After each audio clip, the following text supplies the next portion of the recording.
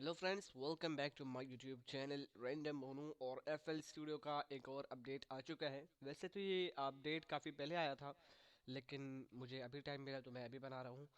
तो I am so sorry, late हो गई, लेकिन ठीक है, अपडेट जानना आपके लिए ज़रूरी है, इसलिए मैं ये वीडियो बना रहा हूँ। Let's see. तो अभी एक मैंने पूरा प्रोसेस वोकल रखा हुआ है।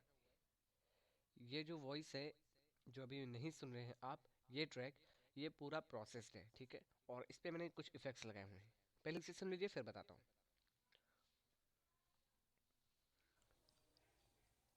رفقت عيناي شوقا ولطيبة ذرفت عشقا فأتيت إلى حبيبي فاهدأ يا قلب ورفقا صل على محمد.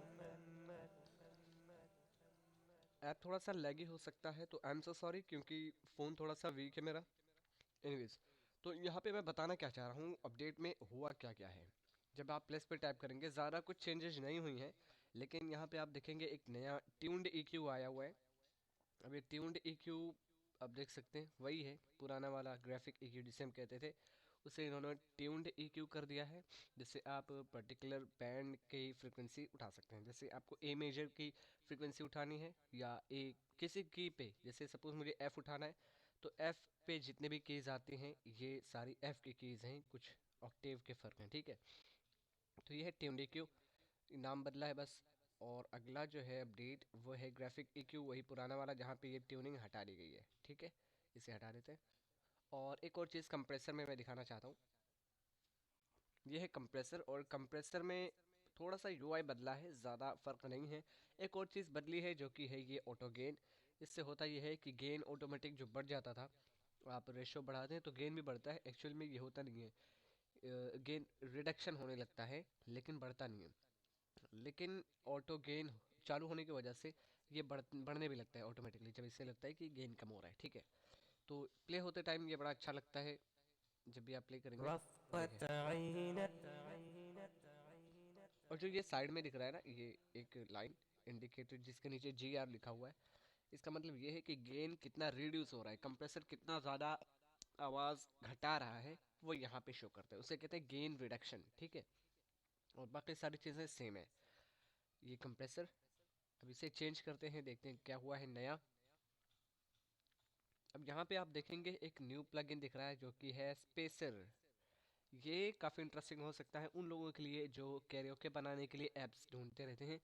ये काफ़ी ज़्यादा मस्त चीज़ है। ये फेज़ को इन्वर्ट करके बीच के कंपोनेंट्स को गायब भी कर सकता है, जैसा कि ऑडेसिटी में होता है। और जो भी स्टीरियो ट्रैक होता है म्यूज़िक का, उसको दो मोनो ट्रैक्स में तोड़ लिया जाता है, एक लेफ्ट और एक राइट। उनमें से किसी एक को इन्वर्ट कर दिया जाता है, ठीक है। तो अभी जब मैं यहाँ पे लेफ्ट या राइट किसी को इन्वर्ट कर दूँ, तो सुने।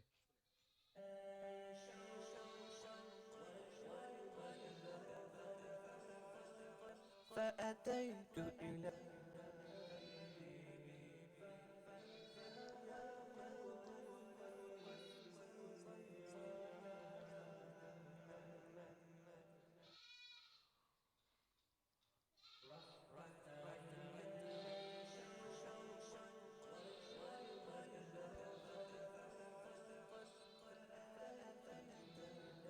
आप देखेंगे बीच की वॉइस गायब हो गई है, अब सिर्फ रिवर्ब और डिले सुनाई दे रहा है।